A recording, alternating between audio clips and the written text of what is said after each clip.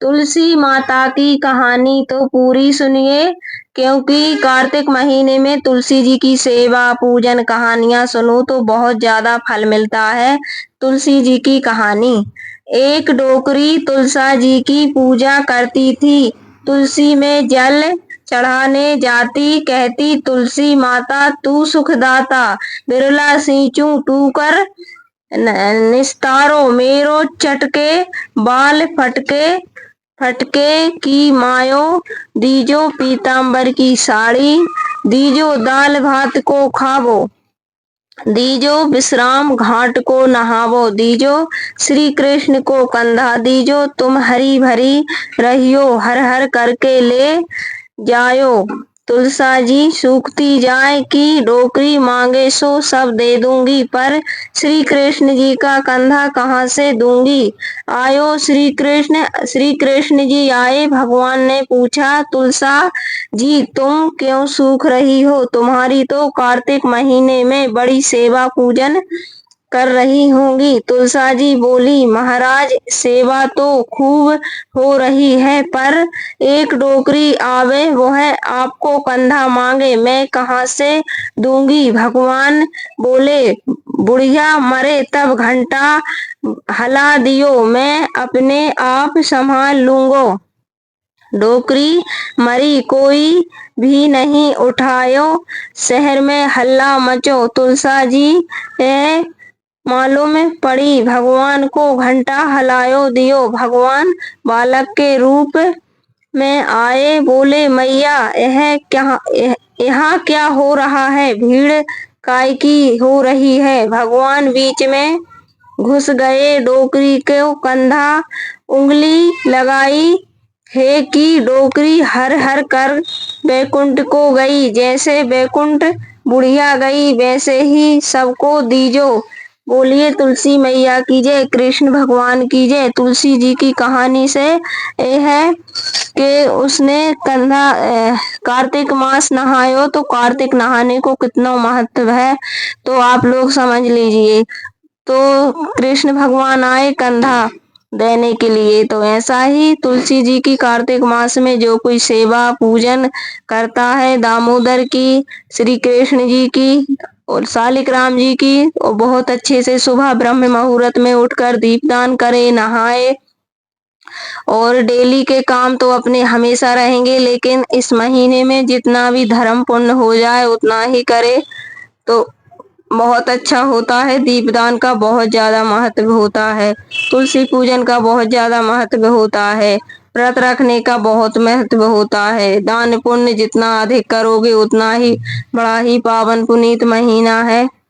तो एक डोकरी थी, वह कार्तिक नहाई, वह एक डला पकौड़ी बना के बैठ गई। एक गोता आने की जमुना जी में एक गोचा लगाए और एक पकौड़ी खाए। इस प्रकार वह नहाते नहाते नीली पड़ गई, खाते खाते पेट खड़ा सा हो गया। भगवान बोले अरे यह डोकरी कार्तिक नहीं नहा रही है। भगवान जी बोले अरे यह डोकरी कार्तिक नहा रही है, ऐसे तो ये मर जाएगी और मुझे दोष लगेगा। भगवान राधा दामोदर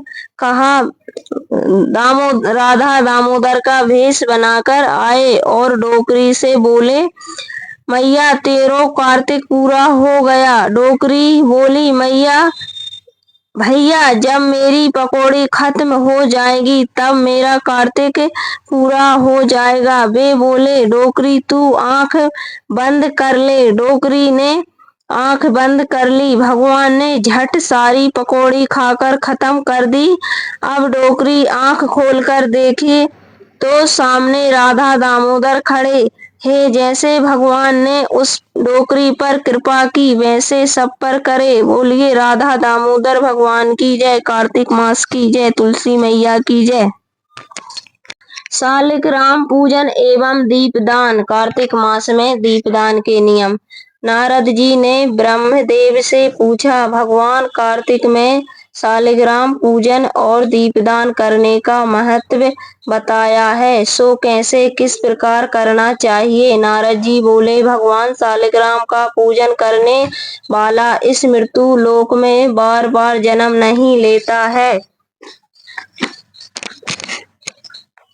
अपनी कामनाओं की पूर्ति के लिए पूजा करने वाले को घंटा अवश्य बजाना चाहिए। वीणा बंसी की ध्वनि के साथ भक्ति सहित गीत गाने वाले भगवान के प्रिय हो जाते हैं। नारद जी जो भगवान के सन्मुख मृदंग बजाता हुआ नाचता है उसे विष्णु स्वरूप समझिए। जो भगवान के सामने गाता बजाता नाचता है तो उसकी समाप्त इच्छाएं पूरी हो जाती।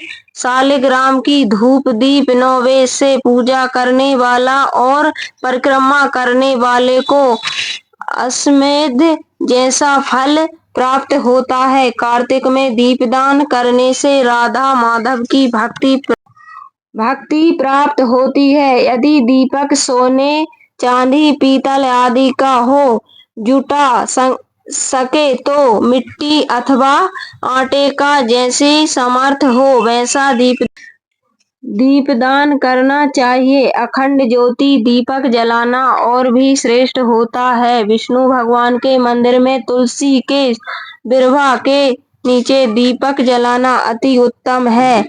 तालाब सरोवर नदी के किनारे दीपदान करना और भी अधिक श्रेष्ठ है। घी या